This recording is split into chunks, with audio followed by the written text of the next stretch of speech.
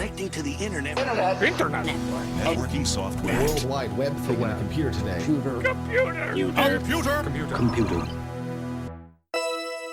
NetSurfer Pro. Come to play at my table today, Mr. Bond. I simply fancy myself a game of cards, you see. Now wait, waiter, deal me in. That's what you're called, right? Waiters? Yes, dealer, please get me a martini.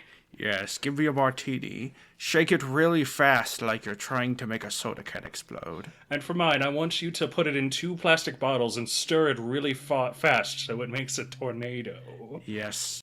And then you can flip it upside down, and it still looks like a tornado. Very good, very good, All right, yes. now please deal us in, waiter. Yes, well, I see my hands. All right, I think I know what I'm going to do. So, Mr. Bond, what is your opening play? Are you going to discard 3 cards, maybe discard 1 card?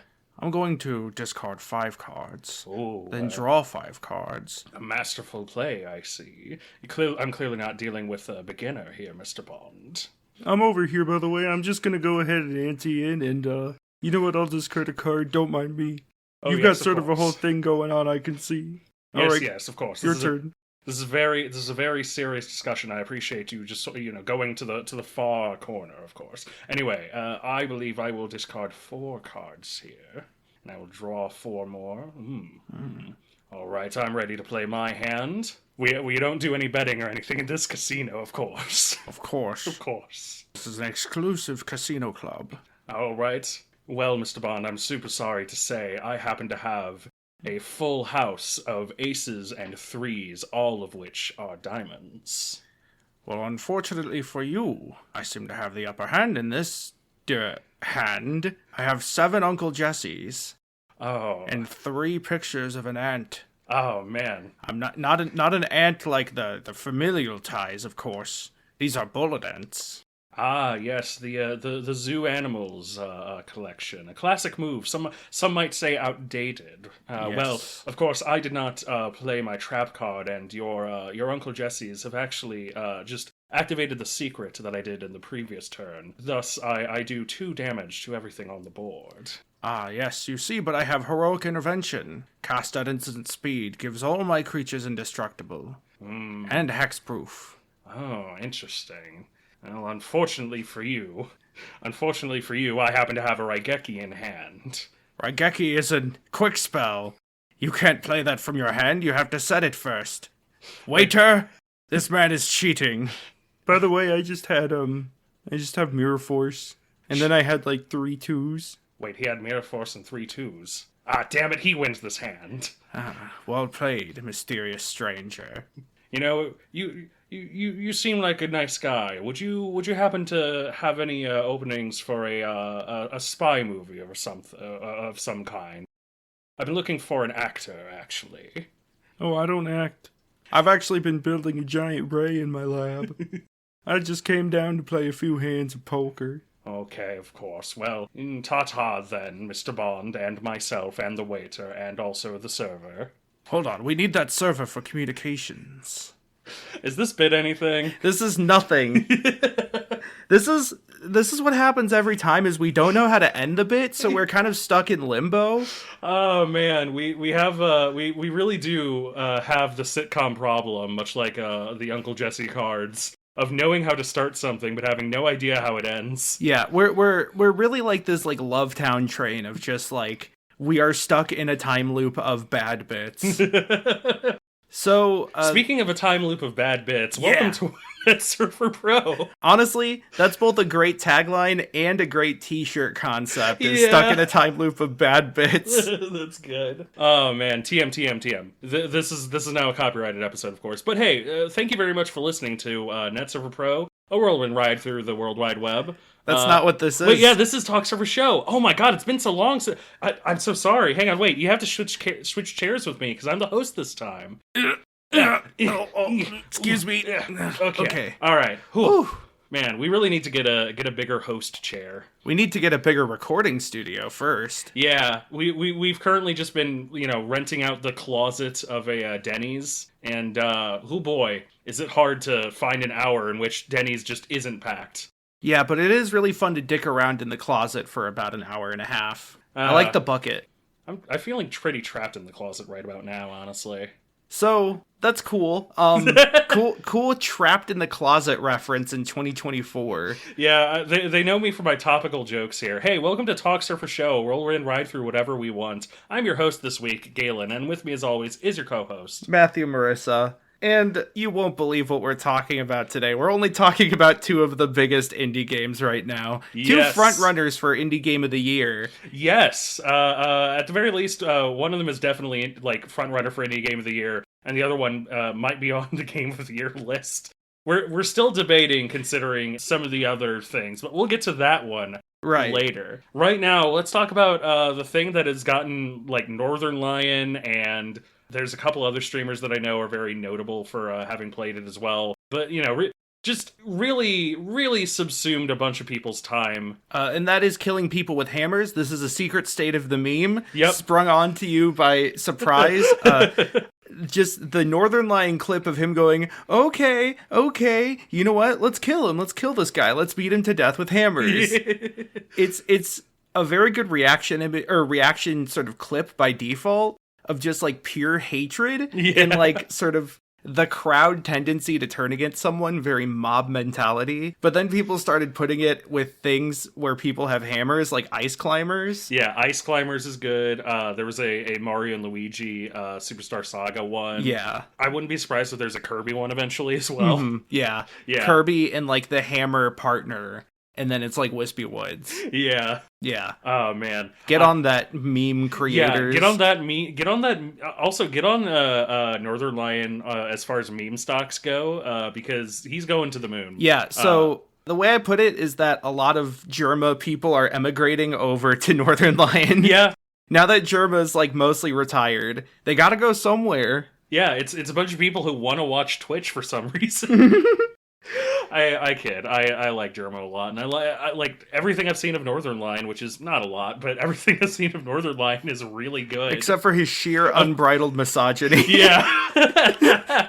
Oh man, for clarity, it's a bit, but it's a really funny bit. It's a really funny bit. Look, gender euphoria for me is when I watch the Northern Lion misogyny supercut and go, I do really like sushi though. But so Balatro, I would definitely say he was one of the early people on it and was at least partially responsible for the popularization of Balatro. Yep. Balatro is the newest in the new budding micro-genre of casino game roguelite, joining Luck Be a Landlord, and now there's a roulette one that I don't remember the name of, but it was something funny. Yeah, it's a flight of three, and some may say three doesn't make a genre, and to them I say, Star Wars. Yeah. So that's true. The Star Wars genre. True. Yeah. So Balatro is the newest, like a new roguelite. A roguelite deck builder, where the trick is, of course, that the decks that you play are poker decks. And the trick, I see. You could, like, trick taking. Oh my god, hold on. Okay, continue, but we'll discuss what I just realized in a second. Gotcha. So yeah, the idea of the game is that you start with a deck, normally a standard 52-card deck, and there are various means of buffing your deck. Primarily what you're looking to do is increase your chips and your multiplier. You have chips, which is primarily just whatever the card is worth in terms of blackjack. So 10 and face cards are all worth 10. Numbers are worth their numbers. Aces are worth 11 flat in this. So chips are, one important aspect. The other important aspect, however, is that there are ways to increase your multiplier, because higher hands, like three of a kind, two pair, straight, etc., have higher values associated with those chips and those multipliers.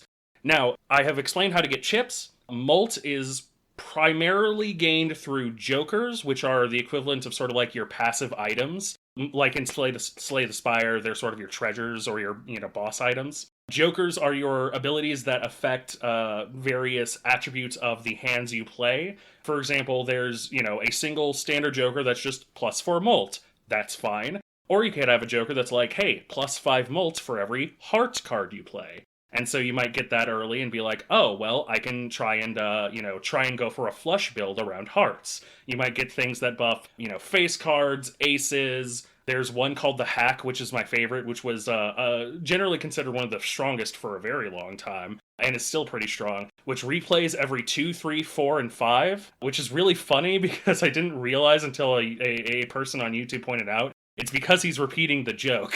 And it's bad jokes. Yeah, and it's bad jokes. That's so good. That's such a good bit. Yeah, so, okay, so just to pare this back a bit. Yeah. So essentially, when you play a poker hand, you multiply the number of chips that it's worth by the multiplier, and that's the amount of chips you get. The game is split up into multiple blinds, and each blind has a chip requirement. And as long as you pass that requirement within a certain amount of hands played, then you beat that blind. Yep. These are like your encounters. So they start off pretty low, pretty easy. It's like 300 chips, but that's not super hard to get with like a better hand, like a full house or a straight or something. Yeah. But then they start to ramp up wildly in the chips required, and you don't really get many chances to increase the amount of hands you actually play. It's usually around 4 to 5 hands per blind. So, you may be asking, well, if you have, only 4 or 5 hands and you have jokers, is that like the entire game? No, because the other trick is that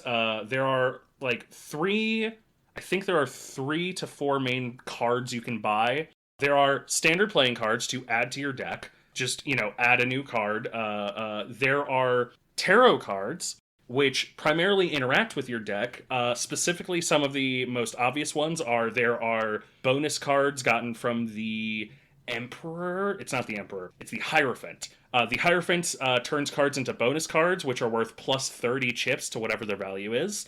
And the Empress has plus 4 mult to the card, which if you can, for example, imagine like having a mult on a 5 and then having the Hack that plays the 5 and then plays the 5 again, that will double the mult. Mm-hmm. So you can see where the trick comes in, essentially. Right. Additionally, the tarot cards can also like change the suit of the card or change the rank of the card. Yep. Meaning you can have more than 4 of a given number, or, more than the normal allotted amount of cards of a given number plus suit. Yeah. That's part of the deck building experience, essentially, is if you are forward thinking enough, you can, have a deck that is a lot of face cards and then, a joker that's like face cards get plus 30 and then, replay every face card, etc., etc. The other 2 cards that you have are planet cards.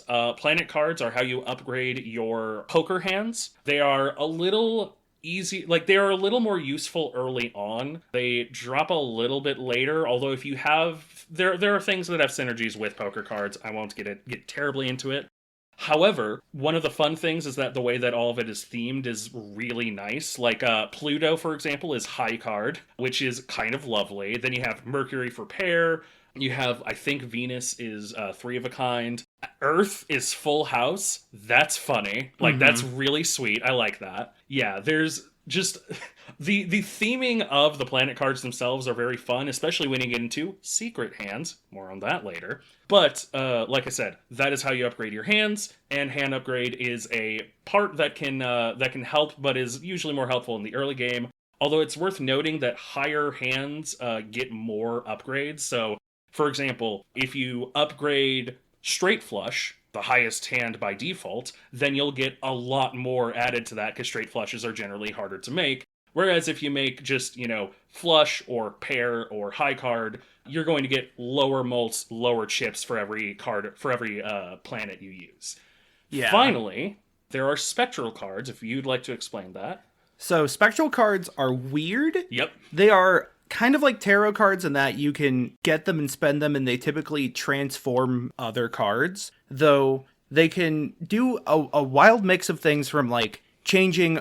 So whenever you open a pack of tarot cards or spectral cards, it tends to open up like a selection of 7 or 10 cards from your deck, yes, randomly determined. It is, I believe, however high your hand size. However your hand size is, yeah. Your cards in hand. So when you open one of these packs, you get 2 or 3 of the given card to choose from, and then there's more based on how expensive the pack is, and sometimes you can get multiple from the same pack. It's all just a bunch of variables, but you have those cards to actually affect. So if you get the not the lovers. If you get, say, the moon, which turns up to 3 cards selected in your hand into clubs, then you have to choose from among the 3 that are in the selection of a hand that it gave you at that time. Yeah. So spectral cards can like change every card in that hand into the same number or the same suit. It can destroy random cards in your hand, removing them from the game for the rest of the run,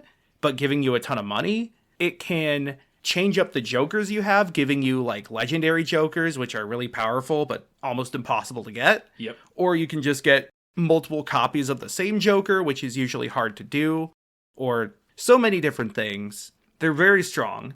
I do also want to mention that there are vouchers, which change after every boss blind, and the vouchers always cost $10, but they're usually very strong. Yeah. $10 is like fairly expensive, especially early on, but this is like one of the only ways to get more hands played per blind. Yeah. Also, you have a number of discards available per blind, which is you can choose up to 5 cards in your hand to discard and draw that many. Yeah. The values that you as a player will focus on are hands you can play, which is the blue number, which is the amount of hands that you are allowed to play, just like, play the hands, get the chips, etc. Discards, like you mentioned, lets you discard from hand. The money, which you also mentioned, which is earned every round. And then the hand size, which is how many cards you draw off at the beginning of every round. / your hand size, the cards you draw. One of my main criticisms of the game is that hand is used for 2 of these variables. Yes. I feel like cards in hand, while more cumbersome, might be clearer for the second. Here's okay. So this is a bit in Magic where Mark Rosewater gets really mad. Not really mad. I'm joking about that part. I'm exaggerating to make a point that the game uses the word counter for 2 separate things. And he's like, hey, if you're making a new board game, do not use the same word for 2 different mechanics, because that can confuse people. So here's my proposition. Rename hands, as in the times you play cards from your hand, to tricks. To keep in line with common card game nomenclature. Something like bridge or spades. Those use tricks. Yeah. You could even call them books if you wanted, though that's kind of stupid. Or melds. There are other card game terms for like an individual round that would work better here, because round is like the set of blinds. Yeah. Yeah. So that's the other thing too. Or no, it's ante? So yeah, okay. The game as it is played is 3 blinds. It is small blind, big blind, boss blind. Boss blinds have big effects that can sometimes fuck you over tremendously. Yep. Your most basic version is just, hey, all heart cards are disabled. Just if a card has a heart suit, you can't you can play it, but like any special abilities it has don't matter. You won't get any chips from playing it. It will count for the purpose of like, if you have 1, 2, 3, 4, and 5, ace 2, 3, 4, and 5, and the 5 is disabled, it will still be a straight. But you won't get anything from that 5, and if you had molt on that 5, it won't count. My pancreas is disabled. True. I'm very sorry for your pancreas. Not the rest of you, though. Yeah. Great. So yeah, the boss blinds, they can fuck you over. There's one that's like, you only play 1 hand this round, and that always catches me. Oh yeah, because the needle. When I'm not paying attention, I don't read what the boss blind says sometimes, and then I just do a hand because I'm like, I just want to throw this away, and then I die, and I'm like, God fucking damn it! If only I read the words on the screen. I always find myself fucking up because I will have something in hand that's like, oh, if your first hand is a 6 and only a 6, destroy it and get a spectral card, which is a great Joker effect. Except then I'll be like, oh, I'll just play a 6 real quick.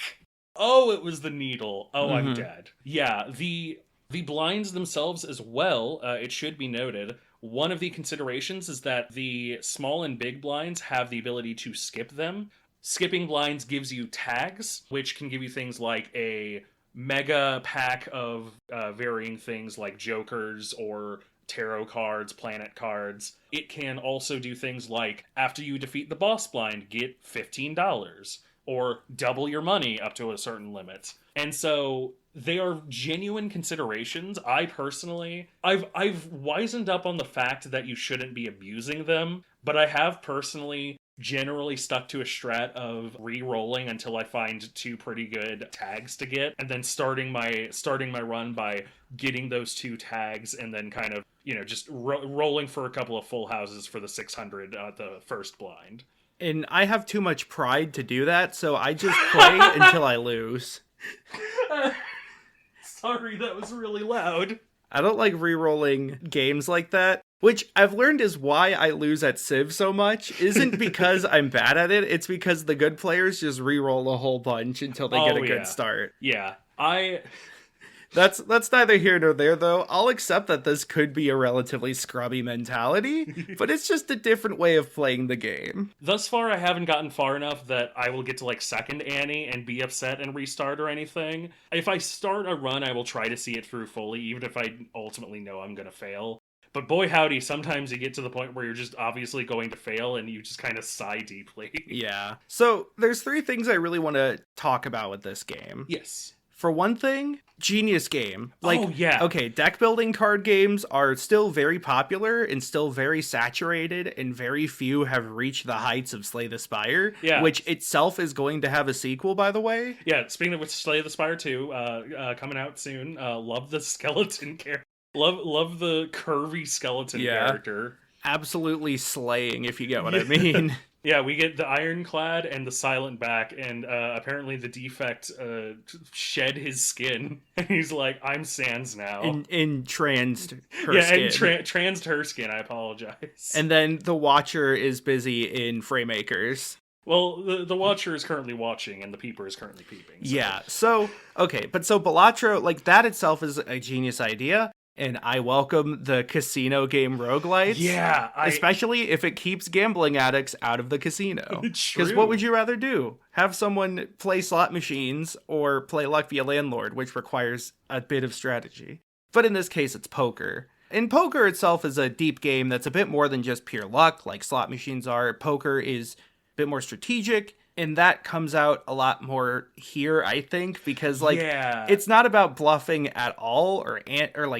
reading hands or trying to do any of that bullshit. It is purely just hand sculpting, but you can flex your card counting muscles.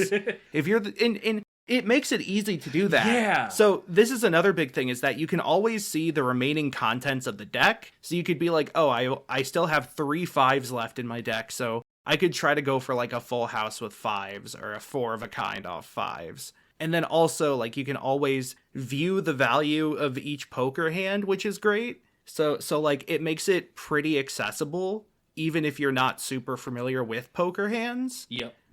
I think also the visual feedback of if you play a pair, just 2 cards that are the same number and then 3 other random cards, you only see the big flashy plus bloops from the 2 cards. But when you play a full house, you get every card in your hand blooping and plussing. Yeah. And so there's good visual feedback that probably helps new players be like, oh, this is a better thing I want to go for. Yeah. The other thing that I really love too is that, so I've run into a lot of people who are like, oh, I don't really know how to play poker, who have then picked up the game and gotten super into it. And I think what helps with that is that poker as an actual game, I would argue that the literal values themselves are some of the least important parts of poker. As far as actually playing poker, the real game itself is about folding 50 times until you get pretty good hands, going in on the hands that are, pretty good, and then seeing if you can,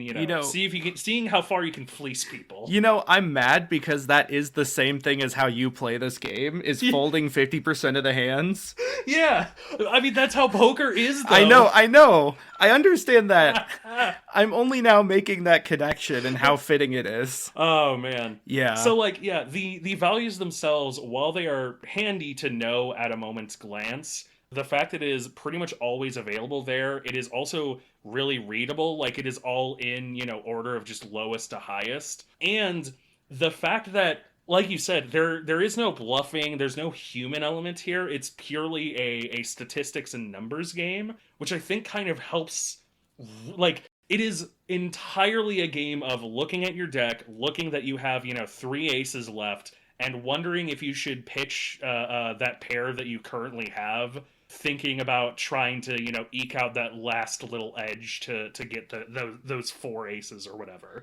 Like, it is a game about that. And just on those merits, it has the highs and lows of some of my best Slay the Spire runs.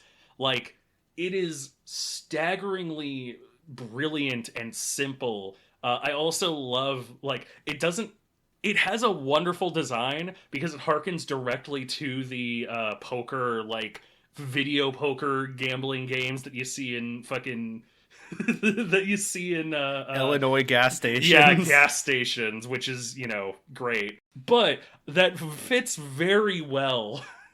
That fits very well for this specific style because it looks a little skeezy, and there's a little Joker guy who every time you fail says some bullshit to you. And it kind of fits perfectly of, like, when you lose, it gives you the vibe of, yeah, that's how poker is. And when you win, it gives you, like, oh, you really did overcome a bunch of challenge. Yeah, so I also want to note a few more things about the game. Yeah. So the design is super modular, which is great. There's a lot of systems that interlock in very interesting ways. A big example is what actually a card can contain. There's like 3 traits that a card can have, which are the properties, the material, and seal. And so like properties are like the bonus or multiplier. Material is like gold or silver. Yep. Which have different effects. And then seal is literally a little stamp that goes on the card. And these all can be combined in different ways that can then be like explored in interesting ways. So like red seal is the most notable one because it's just replay the card or re-trigger the card, which is important because re-trigger applies both when it's in play and when it's in your hand. That matters because, let's say, for example, silver adds a multiplier, which, by the way, actually, steel is the card. So steel, sorry, I forgot silver doesn't exist. Steel adds a multiplier, which multiplies your multiplier before the multiplier multiplies your chips. Yeah, speaking of which, multiplier is also an integral part of this game. It's kind of It's busted. Yeah, it's busted. It's sort of the end game section. Like, about halfway through, you really do want to have at least one, if not a couple of cards that give you multiplier. Shoutouts to Bonfire and Throwback Joker. Yeah, I love Bonfire. Throwback Joke, oh god. Especially the way I play, Throwback Joker is always worth it. I skip so much because, especially later challenge runs that you have to do for progress will make it so, for example, the small blind doesn't have any reward by default, which is both very handy early on because you go, well, there's no reward for doing this, I'll just get the tag. But it's also pretty handy later on because every once in a while, once you have the means to get interest on money or what have you, you will sometimes look at those and just play through them anyway to get the like interest and then get the shop. It's a really fun, interesting consideration in the later challenges. Even then, like at the start, sometimes I look at the boss blind or I look at the big blind and I'm like, I'm going to need something else. So I'd rather go to the shop to try to get something than like take this tag that like might not help me necessarily. Yeah. There's a lot of decisions and nothing is like a guarantee, which is always really good for this type of game. Yep.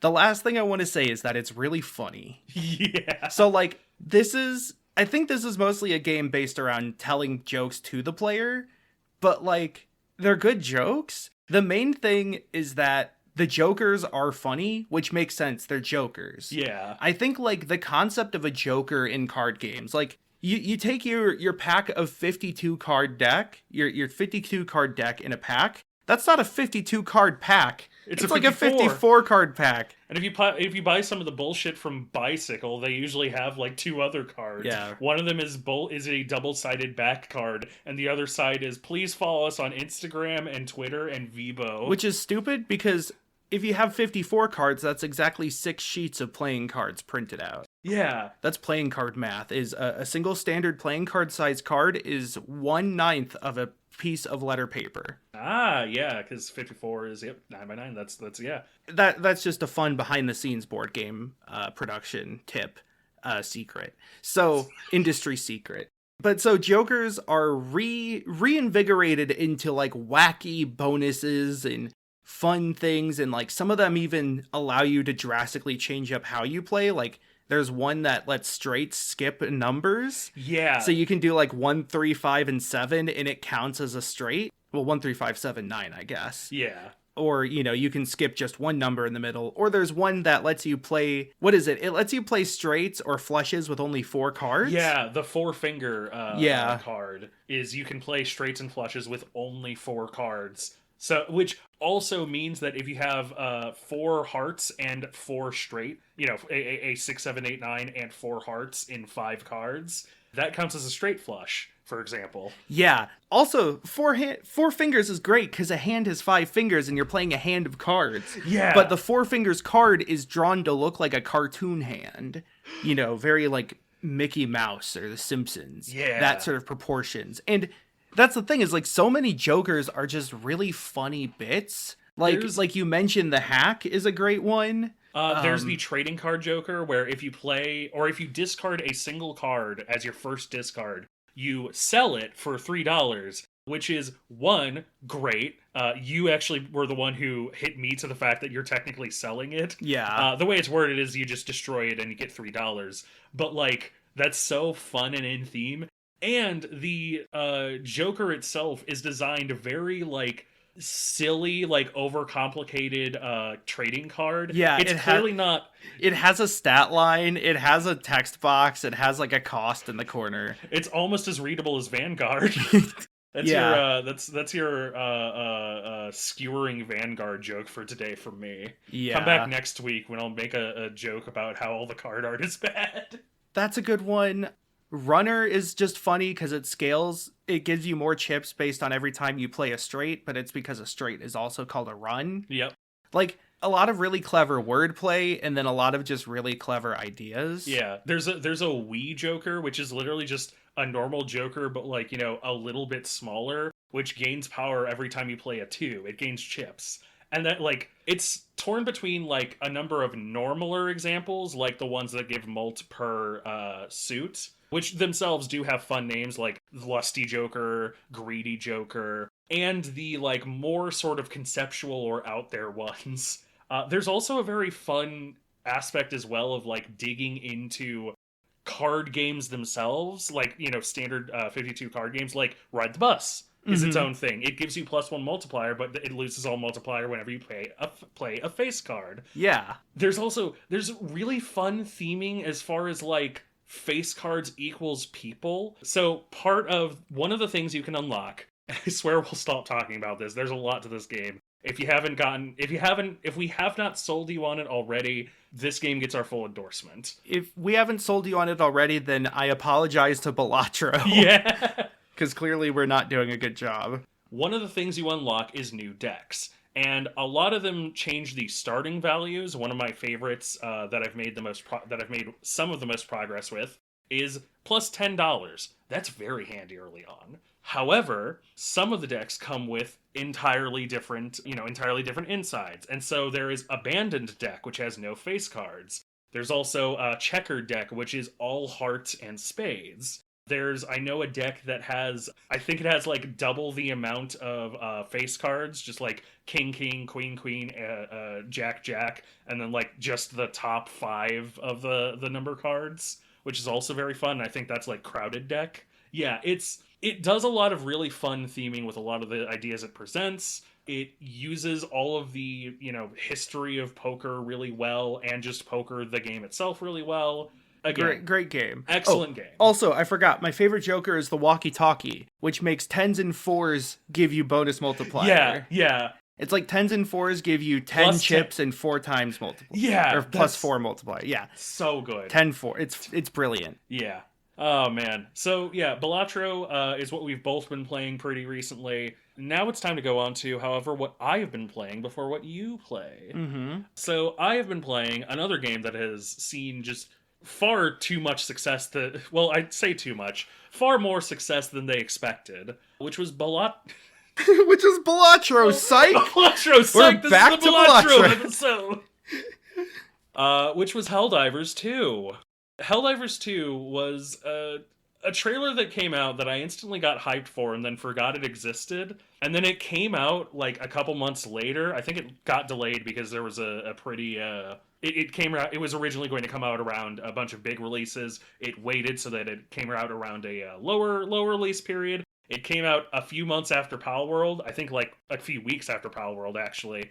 And completely wiped it off the fucking map.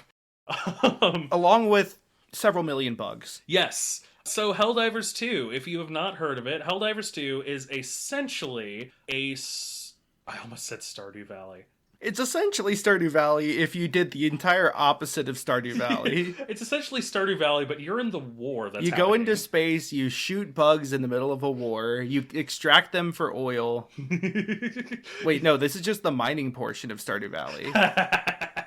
So it is essentially Starship Troopers, but not. By which I mean, Helldivers 1 was a top-down shooter that had very similar theming.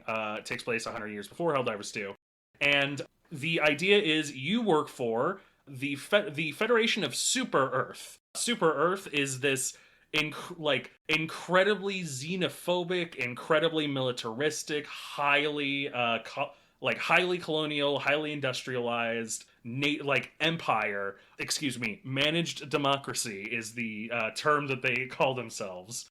And you are the Helldivers, who are the military force of almost entirely 18 to 20 somethings who have been fed propaganda all their lives and are all too happy to go die for Super Earth. You throw yourselves at various objectives and at hundreds, if not thousands, of enemies in a single mission with the intent of doing one of a number of things. The end result is essentially just a 4-player squad co-op style. It's like Battlefield, in that it has sort of a perpetual battlefield system whereby, things that actually exist. Enemies actually do patrols that, look for you, and those patrols go towards where sound was, for example. If enemies are smart enough, like the robots, they will even see the hellpods that are being dropped, and they will, actively seek them out. So it's got Battlefield there.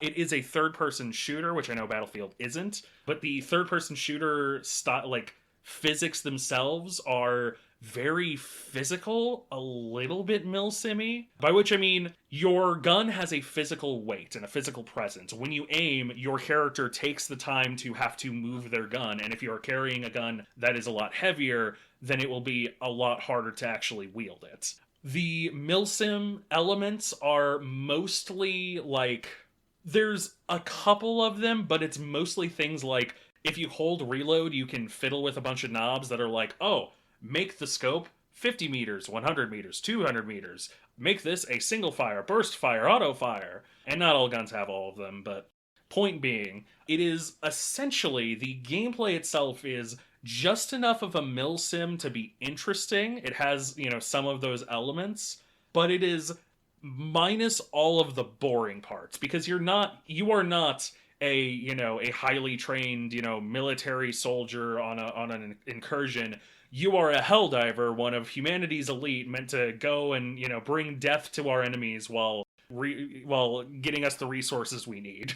And so, you are... The way I've continued to describe it is you are a Imperial Guardsman who has been hyped up to believe they are a Space Marine in terms of 40k lore. And it is great. It is some of the best gameplay I've ever played in practically any video game. Let me be clear, I have a lot of problems with this game. I have sunk 100 hours into it, and I am definitely past the honeymoon period. However, Helldivers 2 succeeds in so many ways in the gameplay department, in the theming and humor department. It is an incredibly funny game. We'll talk about that, don't worry.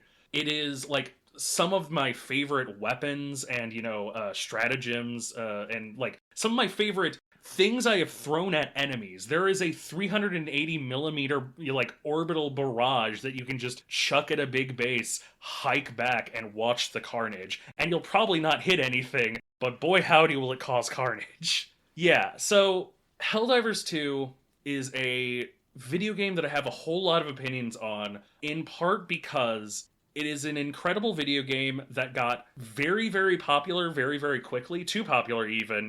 There was an entire period of like about 2 weeks to a month where the servers were straight up at capacity, and it was hard to play it because they had to they had to get more support for more players. But all those have since been resolved, and so the end product itself has had time to kind of stew a little bit. The developers themselves, Arrowhead, they've kind of ingrained themselves with a whole lot of goodwill really early on. I think part of that is because Helldivers 1 had its own pretty tight-knit community. Arrowhead themselves have a history of being pretty decent devs, and while this was published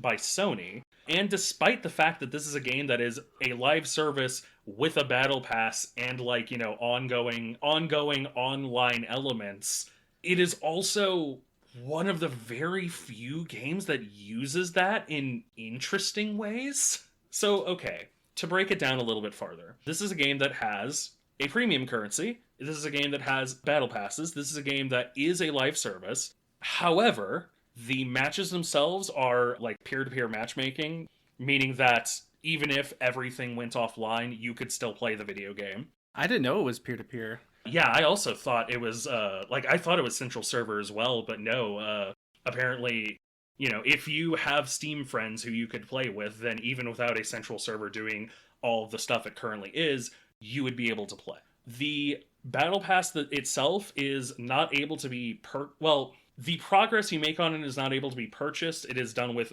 War Bond medals, which are more or less just a means of gating progress itself. Like the main unlocks that you get, there is one free battle pass that has a whole bunch, the main content, essentially, the season 1 content.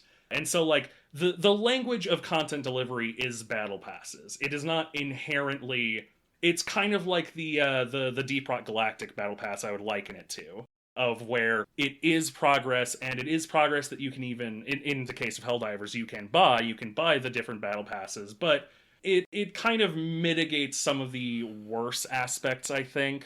And then, the other thing here, the premium currency. It has a premium currency. You can buy super credits. Super credits are the premium currency. However, super credits are also earned mid-mission, and a lot of freemium currencies say that, and then they really aren't earned in a decent rate. You can find like 10 to 40 cents pretty much every mission, and there's a small chance of getting an entire $1 from every pickup. I've pretty easily gotten 3 different battle passes, and I intend to get the 4th one pretty soon because I'm already at like $5.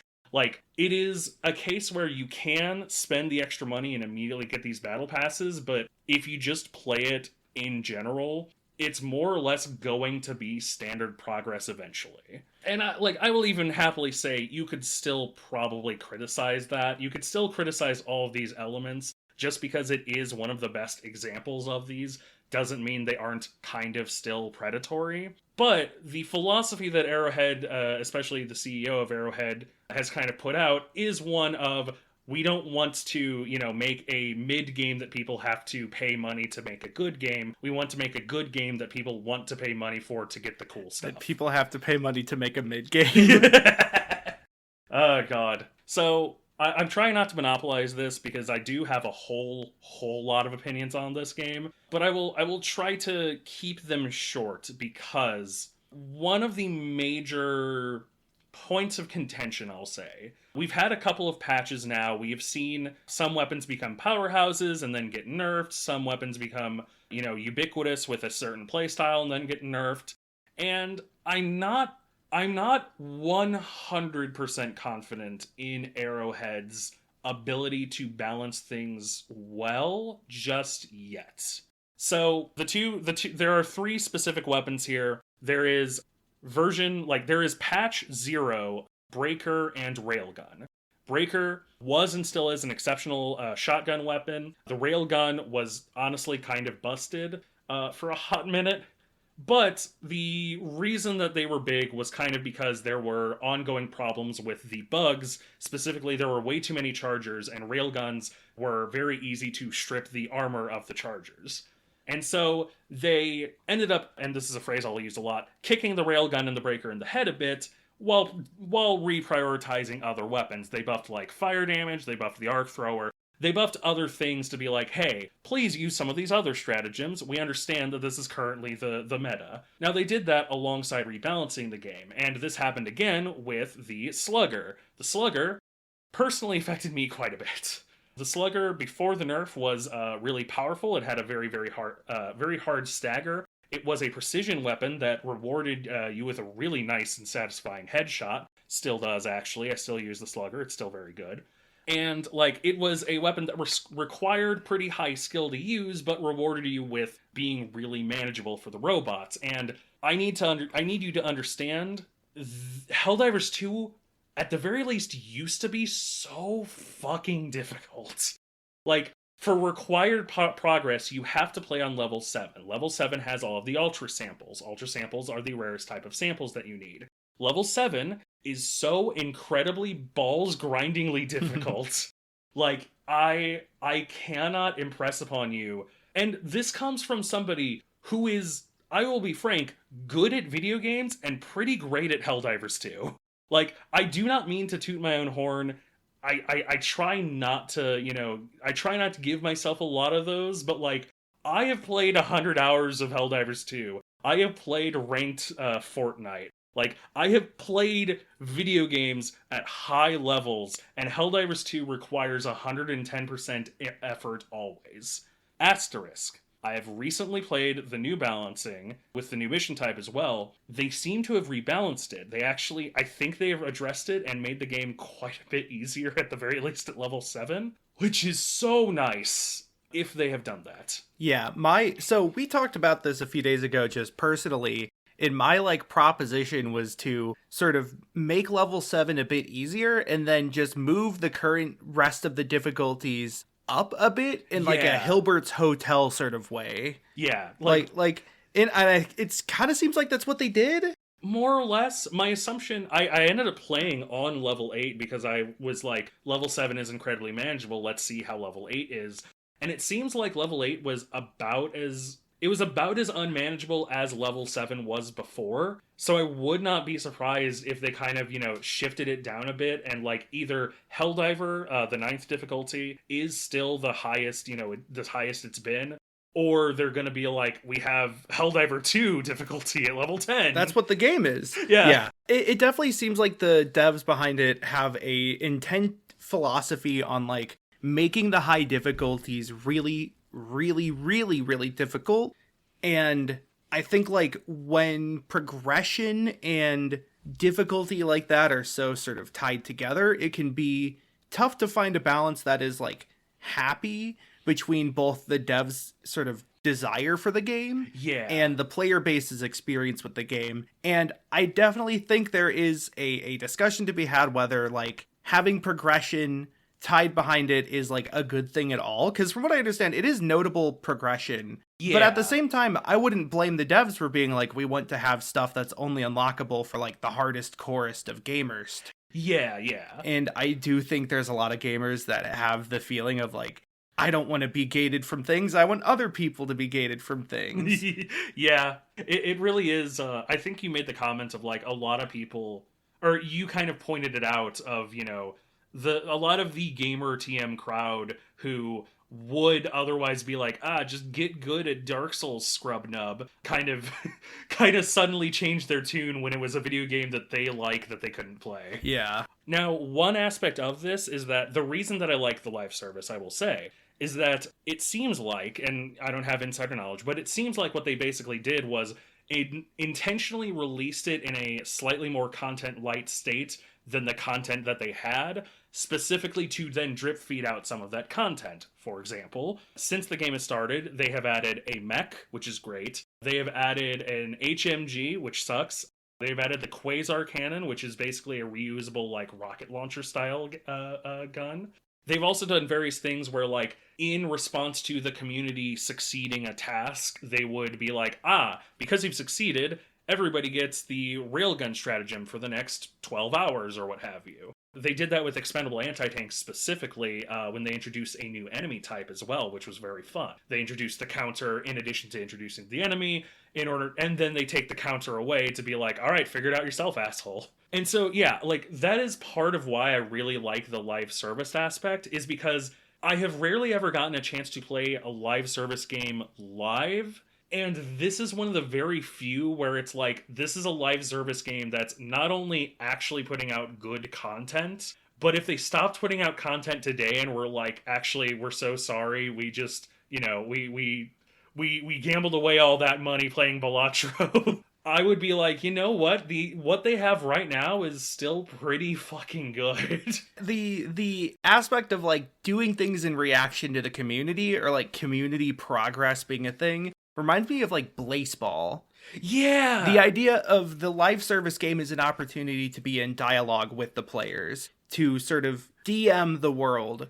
And I'm not referring to Joel. Yeah, Joel the DM, of course. Yeah. Yeah, there's a guy named Joel. He DMs the game. It's pretty great. Speaking of which, actually, in terms of that, one of the other fun things about Arrowhead is that with Helldivers 2, they were very interactive with the community. And, like, they would have regular community days where they'd add in capes and stuff from the community that they've suggested. They seemingly are doing similar things. For example, Malevelon Creek immediately became a meme because, and the reason for that is very specific. This is going on historical record. So you start the game, you play Bugs. Bugs are what's on the front. You play Bugs. Bugs is great. Bugs is fucking like incredibly fun. You then go play Bots, and the first place that was available, or at least one of the very first places, was Malevelon Creek, and it was basically Space Vietnam. You are under so much fire constantly. And I love bots, but like it was such an immediate change of pace that so many people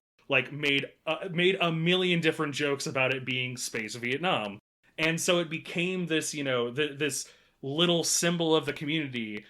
And to the point where in quick succession, High Command, quote unquote, came out and said that we lost one of the major orders because people were too busy at Malevelon Creek and fighting bugs instead of the bots at that point. And then, like a couple days after, put out a cape in honor of those we lost at Malevelon Creek. Like it is explicitly a Malevelon Creek centered cape, which then some people in the community started killing people who were wearing that because they were like, "You're the reason we lost." It's like that's sociology right there. I fucking love it. And that's not even the devs' fault, like, for clarity. It is so great for the devs to, like, on one hand, be like, yeah, this is probably why you lost. And then on the other hand, encourage that behavior that's so in theme. Speaking of, I don't want to talk about this too long. I do want to very briefly get this out. Okay. Helldivers 2 is a satire. It is not even it is not even a really complex one half the time. Like, it is so... The ministries in Super Earth are called ministries. There's the Ministry of Unity, which gets rid of, dissident talk. And there's the Ministry of Truth, who, puts out all of the propaganda that they have. Wait, they actually have a Ministry of Truth? Yeah, they have a Ministry of Truth and a Ministry of Defense, which I suppose we also have. Tears off calendar that says whatever year Helldivers takes place in.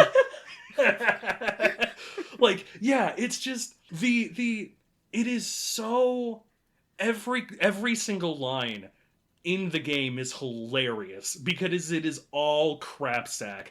There are 3 people you can talk to on your ship. There's the shipmaster, who's kind of like a sergeant rank person. There's the democracy officer, who is like the head honcho, the commissar. And then there's the shipwright, who is just like a random mechanic. And they all, provide their own fun little bits. For example, the shipwright includes such wonderful nuggets as like, it's not much, but I donate 50% of every one of my paychecks to the war effort. Or like, yeah, thanks to Super Earth, I can actually use these tools. They loaned them out to me so that I can, work on this ship, and that's got a pretty low interest rate too. Like the shipwright person gives you such nuggets as like, everyone knew that Cyberstan was an automaton holding facility before, after the uprising. But what they don't know is how many good men and women it takes to to work such a facility, and the automatons will pay for what they've done to them.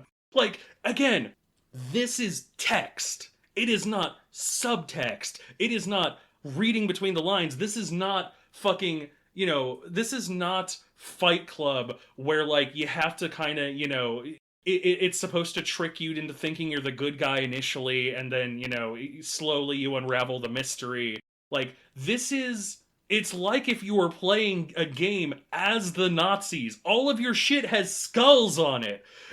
Because skulls are what makes us human, by the way. Mm-hmm. Like, it's just... I know that the gamer demographic is incredibly self-selecting and incredibly... Like, I have ranted at length about why I believe that Warhammer is pretty at fault for the fascism in their own community. Like, I have explicitly, gone on tangents about how they should have explicitly course corrected multiple times before, and they didn't because it was, because they were buying shit, basically.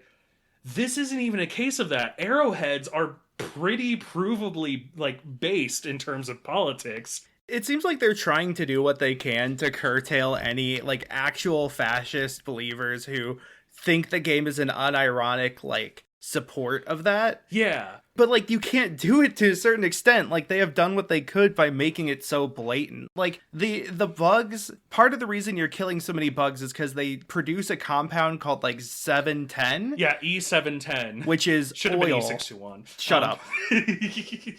Shouts out to that bill getting vetoed, by the way. I don't even know what it's about. I just know all the furry coomers are joking about it. So yeah, good. Yeah, I'm proud of them. So yeah, but like that's just oil flipped around. It's very clearly you are fighting them for oil because that makes the money. Yeah, and then also apparently the bugs were created by Super Earth and they like escaped containment. The deeper lore is that the bugs, which by the way, the bugs are sapient. The bugs that you see, they have the same intelligence as you or me. The bugs were a sapient, peaceful race that Super Earth didn't like because they were ugly.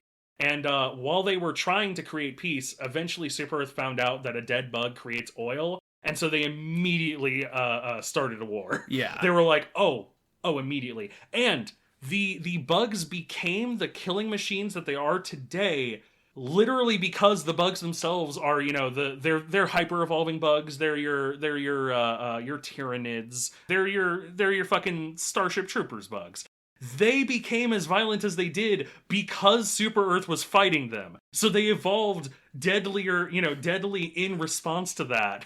Then they were put into farms until they've recently broken free. And like now, we have the Terminid control system, which like liquefies the bug's trachea, except they're mutating out of it anyway. And every time you talk to your shipwright, they're like, there's apparently some few new mutations with the Terminid control system, but that's nothing to be expected. Of course, again, playing the game 1 week ago, and the Terminid control system was like, yeah, it's flawless. No bug will ever be able to exist again. Or, for example, we recently eradicated the automatons. There were no more automaton missions on the map. There were only bug missions until the automatons came back in full force. And when we eradicated them, like everything was incredibly congratulatory. Like the president of Super Earth and High Command were like, congratulations, the automaton menace has been eradicated. They come back, and the news thing is like, as we always suspected, this was just a front for a bigger invasion. Yeah, it's such like they very clearly have been studying the sort of rhetoric that is used to get people into war, aka propaganda. Yeah. And like they are just using it with full force, but to an extent, and like using certain words or terms that make it so obviously like this is not to be taken as a support of this thing. Yeah, the Illuminate, who are coming soon, by the way. The Illuminate enemies coming soon to a theater near you. In Helldivers 1, the deep lore on them is that we went to war with them, Super Earth, went to war with them because they were at war with 2 other people, the bugs and the bots, and they thought that the Illuminate might have WMDs, which they wanted to procure for themselves. So that, like... they thought they might have WMDs, huh? Yeah! Huh? That's not related to any real life... I know. God, I peaked the Microsoft. Like, it's so And, you know, that's Helldivers 1. I don't expect everyone who's played 2 to play 1. I mean, literally, you know, 2 got extremely popular outside of 1's reach, which they weren't exactly expecting. That's kind of why we're here today. Yeah, it's just... Again, I don't know how you make something more blatant, and this doesn't even feel... Honestly, the big thing is just, it doesn't even feel like we're gonna intentionally try to take it away from those damn dirty lefties. If that was what it was, I would understand it. I would understand if there were, you know, people like, we should try and reclaim it for us. Because that's the kind of stupid bullshit gamers do anyway. But, like, no, it's just this consistent willful ignorance to be like, well, if you really think about it, Super Earth is actually the best option that humanity has. They're the only option humanity has. Yeah. That's the point! Yeah. Like God, we're going in circles now, I think. We're going in circles. The point is... Helldivers 2, pretty good. Has some flaws. Gamers, suck ass. Use at 11. Basically, yeah. I didn't even get to the points of, like, contention that I have with Helldivers 2. I kind of will save that for, like, probably a video or a stream or some bullshit. Yeah, you need some second output. Yeah, I'm gonna start a new I'm gonna start a new podcast. A podcast called the Hell Pod. Yes! Ah, hell yeah. Hell yeah? Yeah, that's what That's good. So now it's my turn to talk about a game you haven't played. And I haven't had much time to play this, but I've been playing Islands of Insight, which, for background, Lunar Games is the company that makes it. They made Prismata and Jelly is Sticky, which are both really cool games, but the lead designer, Elliot, has had this joke for a long time of, like, a multiplayer puzzle game set on an island where everyone's running around solving puzzles, like an MMO puzzle game. I think it started as a joke of like a battle royale puzzle game, but instead of fighting each other, you solve puzzles and you have to solve more puzzles than the opponents. But it ended up becoming a real thing, sort of, because he later put out a like big recruiting like call for designers and programmers and artists, and Islands of Insight is the product, and final product, rather. And it's interesting. So, like, I'm a big fan of puzzle games set on islands. It's very clearly, like, Witness-inspired in a lot of ways. There's a lot of, like, perspective puzzles where you're looking at a certain spot to look at something. But what I think is interesting about Islands of Insight is also what is... I don't want to say upsetting. So, the, like, mission statement of the game, the core concept is that there are a multitude of different types of puzzles of varying, like, skill levels and genres, such that sort of a little something for everybody in a way. So, like, a lot of the perspective-driven puzzles are a bit more like hidden objects, where, like, you see a set of globes in the sky, and you have to find a spot you can stand to where they create, like, a circle. And then when you create the circle, you clear them out. Or, like, there are 2 cubes with symbols on them, and you have to find the cubes that have matching symbols, and then you have to find a spot where you can see both of them at the same time. Those are sort of more like hidden object type stuff, in that they are just about finding a thing in the environment. Then there are like, there's this one that's like, what is it called? It's like astrolabe rings or something like that, but they're interlocking metal hoops, and they kind of feel like the video game equivalent of an untangling puzzle. Those little like desk ornaments that are like, you know, 2 horseshoes tied together that you have to physically maneuver around each other. Yeah, one of those. The type that like a blacksmith would make. I think they're called blacksmith puzzles. But like the rings, it's like ambulatory spheres or something, ancillary sphere. But the rings, there's a number of them. Some of them are gold, some of them are silver, and you want to stand in a spot where you can see through all the golden rings at once, and then click in that spot. But you don't want to click in a spot that also sees through any silver rings. So you have to stand at the right spot where you can get like a clean shot. Okay, it's an environmental puzzle. That's fun. Sort of. It's another perspective-driven one. Yeah. And then, like, there are some that are just, like, invisible blocks or invisible archways that only show up if you get close to them, which feel more like you have to get lucky to find them than anything. But then you've got really interesting puzzles. There are some that are, like, paper puzzles where you can either fill in every square as white or black, and each puzzle will have different rules. So, like, you can't fill in a 4 in a row of all of cells of the same color, or like there's a number that shows the size of a region of one color. So, like, if it's a number 3, then you can have a region of 3 white cells or 3 black cells, and then it has to be surrounded by cells of the other color. It's a lot like Taiji, which was another puzzle game that used this sort of black and white cell mechanic in a more in-depth way, because that was the entire game. And then there's ones that are like match 3s, but they're pre-constructed match 3s. So, like, if you fuck up, then, like, you're fucked and you have to restart. They have one solution. Yeah. So you have to plan ahead in terms of, like, it's one with gravity. So you have to plan ahead as, like, I'm gonna, clear these 3, which makes these blocks fall. But doing so will also ruin this set of 3 that I could make. Then they have, like, mazes that you run through. Another one that I really like is, I think they're called, like, falling blocks or something like that. Rolling blocks, maybe. You should watch for them.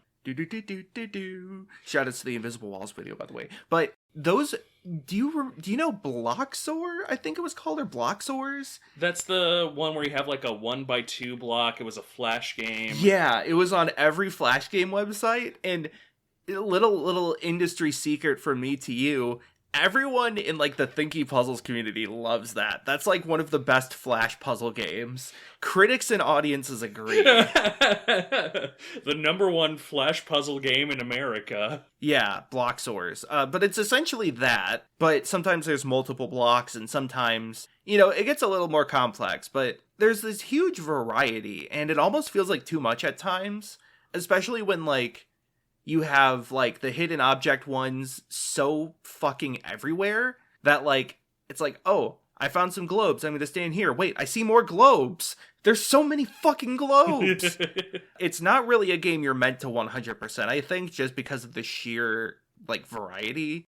The sheer quantity, I mean. It seems like a game that is giving you, kind of like you described already, it's a game that has a whole lot and is kind of asking the player, like, we're trying to facilitate every type of puzzle, or a whole lot of types of puzzles that you can enjoy.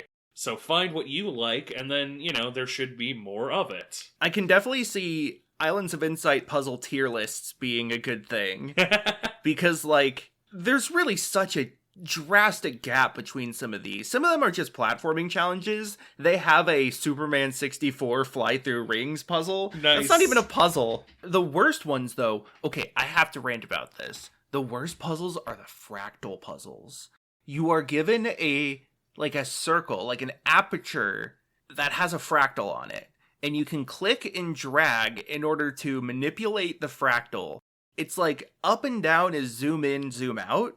To a degree, you can't go infinitely, even though it's a fucking fractal. That's the whole point. But there is a point where it stops, so there are bounds you have within to work. And then left and right, I don't really know how to describe the variable going on in left and right. Is it like clockwise and counterclockwise, or? No, it's like you are increasing some value in the mathematical formula creating the fractal, such that it gains more detail or, like, complexity. So, like, I don't really know what the word for it is, but I'm sure people who study fractals and recursion like that would have a word for it. I just don't bother looking it up right now, because this isn't an episode where we do research. This is the Talksurfer. We can be dumbasses here. But I swear, so the goal is that it gives you an image, and you have to approximate the given image within the fractal you have. So you have to, like, dig through and explore the fractal to find the spot that looks like the spot you're given. But I swear there are some fractals that just are like jokes in either. So, like, normally you can be off by a pretty decent amount and it will still, like, give it to you by sort of zooming in to where it's supposed to be. You can approximate it, like I said. There's sort of a range of acceptable answers. Yeah. I swear there are some where it looks like it should be in that range and it doesn't give it to me, and I just have no idea why. And some of them are also animated to where, like, there's colors that change, which makes it even worse. And then, like, I remember I asked on the Thinky Puzzle Discord, I was like, the only puzzle type I don't get is fractals. Does anybody understand this? And I think somebody just replied, nobody does. I was like, great. Yeah. So, like, yeah, the fractals suck. Most of the other puzzle types are fine, if not, they're not offensive like the fractals are. Like, fractals are cool, but when you put me under pressure to like, find a fucking needle in a haystack, but it's an infinitely recursive haystack, like, I don't know what to tell you, buddy. Elliot, can we just, like, replace the fractals with something else? Replace them with Junior Jumble. Replace them with Junior Jumble. I think word search is a lot harder. How dare you? Yeah. But, I mean, the game's neat. It doesn't have, like, it kind of has open world color palette problems, but there are multiple, like, regions. All of them seem to be based off more classical and historic architecture. So you start in the more Egyptian Mesopotamian land, and then going clockwise following, like, the main quest, there's like the more there's like the Greek fountains and baths sort of area with a lot of coral, and it's like a tide pool, and it's the best spot. The fashion looked very Indian inspired in the definitely trailer. It has like a Cradle of Civilization sort of feel in tone, and there's a big floating diamond obelisk pyramid in the middle, so like, oh, that's just The Sims. Well, it is sort of a Sims Plumbus, but I was going to say it's essentially The Witness. Or Toki Tori 2 for the truly educated and based out there. Here's the thing. So, I think it wasn't super clear what the game was going to be. I feel like there was more of a promise of cooperative puzzle solving in both the, like, language used pre-development, which isn't very open to a lot of people and not really official, so I don't think it's super fair to judge it based on that. But also in terms of, like, trailers and, like, press and stuff like that, it felt like they were trying to make a game where you would play with friends and, like, solve puzzles together. But you can kind of do that with the perspective puzzles of, like, hey, you should stand here. Or, like, everyone kind of walking around.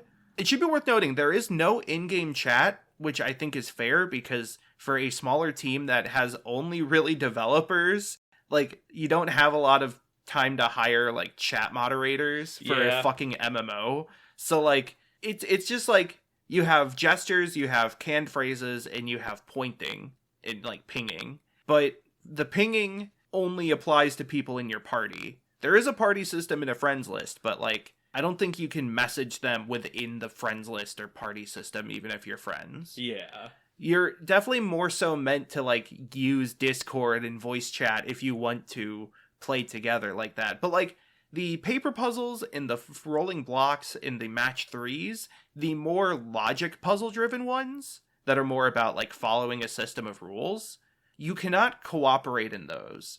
I was doing a set of puzzles with somebody else. I don't want to spoil it because it was a really cool concept for the puzzles, but, like, it involved filling out these, like, cells of black and white squares, and I couldn't see what they were doing, and they couldn't see what I was doing. So, like, we weren't really working together. It felt more like, I was like, oh, there's somebody else here. And then I just kind of had to wonder what was going on in their life, you know?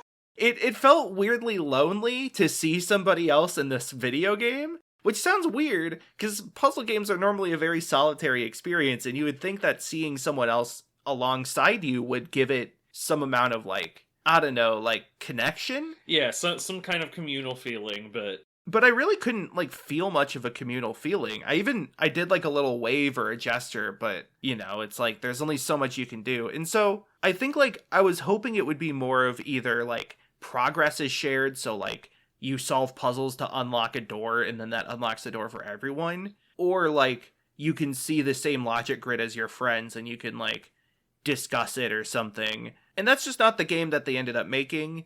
I think I understand what they're going for, because it definitely feels like they went from making a cooperative puzzle game to a puzzle game you play next to other people. Yeah. And, like, an MMO puzzle game has been done before, by the way. Check out Puzzle Pirates. Ooh. Remember Puzzle Pirates? That had puzzle PvP. Puzzle Pirate PvP players. But Puzzle v Puzzle. Even then, that was more like variants of arcade puzzlers. So that wasn't, like, entirely, like, you know, Sokoban and Sudoku and shit like that. I feel like it's a line you have to it's a line to judge, whereby like I could see a system where it's like there's a hub area that goes into smaller puzzle areas that you can essentially sign up for random groups of, 8 or whatever, or tag along with your bros. Like, I could see something like that working. So I could see a bigger team, and that's not knock against these developers, just I could see a bigger team with, more stable funding and stuff really expanding the idea. I was kind of hoping for, The Witness with Souls game co-op, where you can summon someone to your island. Yeah. That's kind of what I was hoping. But I wanted to say that, so this is sort of a problem in the puzzle game scene, is that it doesn't really grow much. Because a lot of puzzle games are designed for puzzle game enthusiasts, which means they're fucking hard. Yeah. And it's hard to get people into puzzle games when all the new puzzle games are really difficult. I think Baba was a miracle that it got as popular as it did, because Baba is a really difficult puzzle game. Yeah. Especially after the third or fourth world, when you really start getting into the thick of it, and you have to perform the forbidden arts to actually create a door that wins or something. Because, Baba is both a puzzle game that's very, Sokobani, but also it is a puzzle game that is about fucking with people who play puzzle games. To be you thought you had to go across the ice? Bitch, there is no ice. I love... There's this potent memory I have where I had bought Baba, and I had played, Baba with my Reddit bird. I had played 3.5 levels worth of content spread across the entire game. And I remember playing it with all of our friends and you together, just playing it on the TV. And all of us were kind of constantly screaming at each other wait, I think I understand it. Yeah. I think I understand it. I ended up being the one to get it correctly. It was one of the puzzles where you have to get is and is not on top of each other. Yeah. And then was that the shove it fire and together. ice puzzle? Yeah, great question. It was years ago. I know there was one puzzle that we did that with where it was fire and ice. And this is a puzzle I think people who played the game might know, because it's you have a puddle of ice and you can make it fire if you want. And then you have a whole bunch of words to work with. And the actual solution, it's one of the ones that made me feel the most like a magician. It was, I don't even remember it because it was so complicated and it was a while ago. But anyways, Baba is hard, but other than that, it's a lot of the recent ones Sokobond Express, or just regular Sokobond even, Bonfire Peaks, the Jelly games. These are all pretty difficult games, even for, somebody who is decent at puzzle games. And then, look at stuff that a lot of the really, really hardcore people play, fucking Can of Wormholes, which looks great, but is also very difficult. It's it is sort of really hard to get into puzzle games, and I think there's an outreach issue, especially because when a lot of people think about puzzle games, they think of Tetris or Puzzle Bobble, or they'll think of things I don't know, fucking hidden object games. And so I think Islands of Insight is supposed to be a sort of olive branch / on-ramp. Yeah. Come for the match 3 and the, scavenger hunts. Stay hopefully for the paper puzzles and the block zors. Yeah, stay to hopefully get you into The Witness and other and various other. And eventually you too games. will play Steven Sausage Roll. It's a matter of I think people just want to make fun puzzle games, but they're so experienced at them that their version of that is a difficult one. Yeah. And there's nothing wrong with that inherently, but I think in terms of wanting to get people into the genre as just like I said, outreach, it becomes very hard to come up with ways to get people interested, especially because similarly to something like a difficult platformer, these are games where you will often get stuck, and people don't like to get stuck. If I may, I feel a little bit of the cause might actually be, because this is something that I felt with roguelikes for a very long time before roguelikes really developed as a genre was like, for a hot minute there, it seemed like a lot of the roguelikes were made by people who really, really liked roguelikes. And so a lot of times the things that they would do to branch out on it would be to make it, make it a lot harder, make it a lot more challenging, add a lot more towards, that specific element. And that's great if you are already in the genre, but in terms of branching out, it took something like a Hades, for example, something that took the concept and made it a lot more approachable. Or even Rogue Legacy. Yeah, Rogue Legacy is also a really good one. Need I remind you that they had a whole meeting to determine what a roguelike is? and for forever, if you strayed off that path, you were a heathen? That was part of the problem. The Berlin interpretation was a mistake. Yeah. But... You know what does follow the Berlin interpretation, by the way? Big Boo's Haunted Hideaway from Mario Party 8. Mario Party 8 is a roguelike. Mario Party 8 is a roguelike.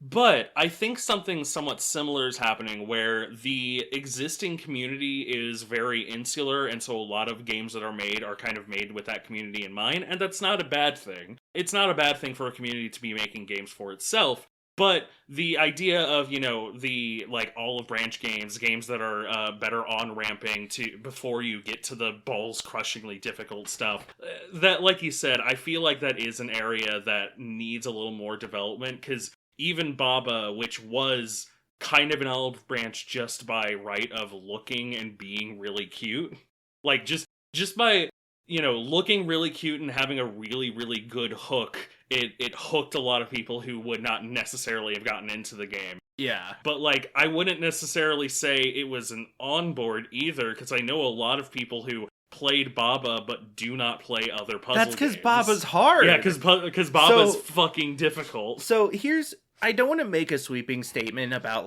gamers these days. Part of it is that people don't like to get stuck in games. They don't like to have a point where, they don't know what to do. That's how it's literally always been, is people just will buy walkthroughs or go on game facts and stuff. And I think, that is where a lot of the friction against things like Dark Souls comes in, is that those are games where you are meant to get stuck, learn, experiment, and improve. But, getting stuck sucks, Yeah. And, I take breaks from both puzzle games and Souls games when I get stuck, because I just need to not be thinking about it and let it stew in the background. But then I come back and I clear a lot more, levels or areas or bosses or what have you. I think it took me 2 years to beat Baba, just off and on.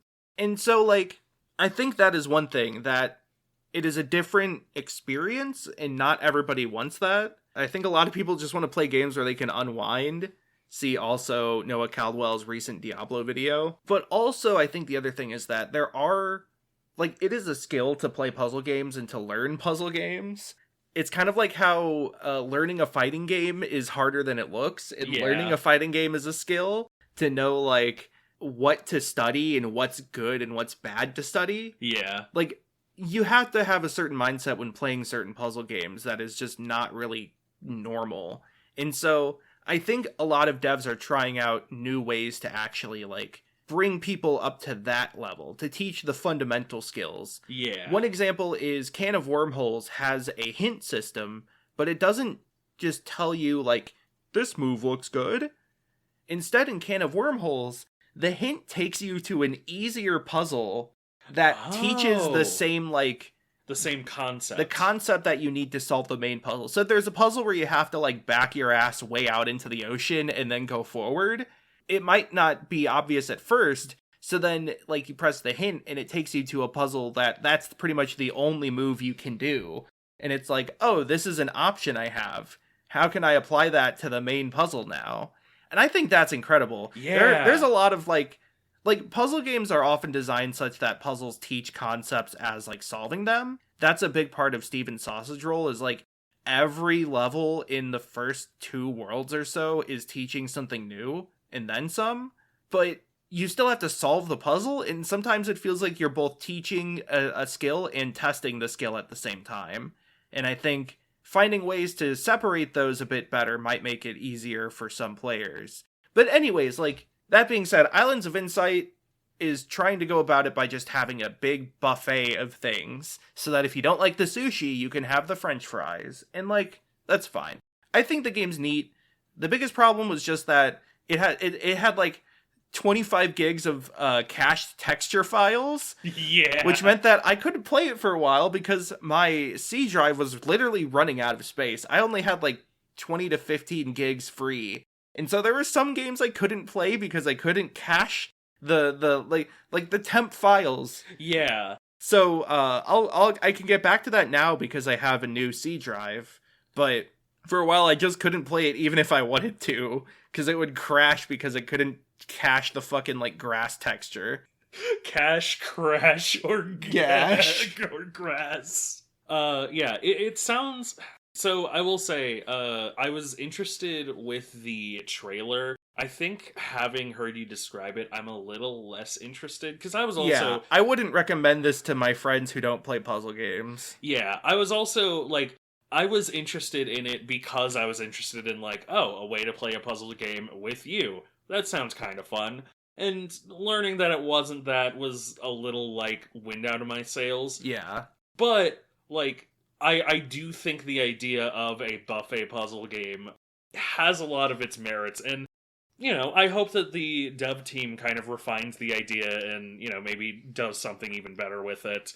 Islands of Twinsight, and it's the second one. You can get that one for free. Yeah, Islands of Twinsight. I also think like the game I recommend to people who don't play puzzle games is always a Monsters Expedition. Yeah. I don't, so like, to be fair, I had a pretty easy time with that game except for a few late game puzzles and a lot of like the secret stuff. So I don't really know like if a newbie would have a super hard time with the game. I would really be interested to see if that's the case, because I do keep recommending it to people under the pretense that it is a bit easier to get into as far as Sokobans go. Especially Archipelago Sokobans about traversing an archipelago using objects that you move that both solve puzzles and act as platforms, which is an entire subgenre. I have one last game I want to talk about. Yeah. Which is Jaws. The Stern Jaws pinball table is so good. I have been fiending for it so bad. I get like the shakes when I'm out of. I have withdrawal. With jowls. Like, look, Jaws don't eat the ball. That's fine. It's just a really fun table with really good shots. It's the first Keith Elwin that doesn't have a shot I actively despise and makes me want to rip my hair out.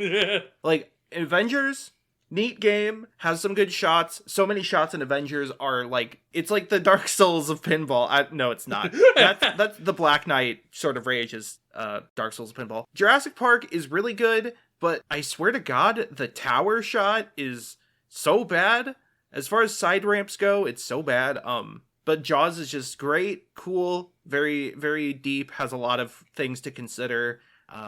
Fun multi-balls, good game, cool stuff. Don't want to talk about it too much. I also got a chance to play the new Elton John table from Jersey Jack, and it is the simplest Jersey Jack table, which is not a bad thing. It is, like, it plays like a table from the 90s. They finally have learned how to display all the relevant info on the table itself. Oh, good. Jersey Jack has this problem where they were the first American company to start using, like, video displays instead of dot matrices. And they took that and were like, well, let's just put everything on the video display then. So, like, Wizard of Oz has very little actual important info on the table. Most of, like, keeping track of things is on the TV monitor display. And every game they've released, it's gotten more and more stuff on the table until, like, Godfather, where they just don't explain anything on the table, but they also don't explain it on the monitor either. So you have to figure out what the fuck the newspaper icon means. The year is 2077. All pinball is just a screen that you put a quarter into and then look at 15 minutes of pinball footage. I think he just described video slots. Oh no! Or like video pachinko. Yeah, video poker. Well, you know, this is the Balatro episode, so that makes sense. Yeah, but Jaws is great. Elton John, very simple, keeps track of everything. The best song to play IMO is I'm Still Standing. Song choice matters a little bit. Not a lot, Just a little bit. Just a little. It does matter, but only a little bit. I'm still messing around to see if there's a better one, but I think I'm still stating it's just the most consistent. A little pro tip. Pro tip for Jaws, by the way, is you want to start a bounty hunt before you go into the Jaws multi-ball. Mako Shark is the easiest, and so if you want to get the bounty hunt multi-ball, it's the easiest. Tiger Shark is the most useful in terms of just trying to go for completion. And I think Thresher is the one that gives 2 times multiplier in your next Jaws multi-ball, but that's probably the best for score. And then the last 2 are just whatever. But Mako Shark's the easiest by far. So if you're in a tournament and you get the bounty hunt,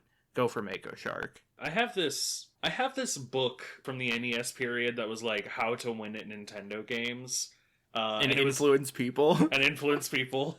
And it was all written by one guy. And I would love if we lived in a period where, that was walkthroughs was one guy writing a book. Because I would love to see the citation for noted pinball expert Matthew Marisa notes that if you're looking to make progress, the Mako Shark is the best one to pick on the Jaws table.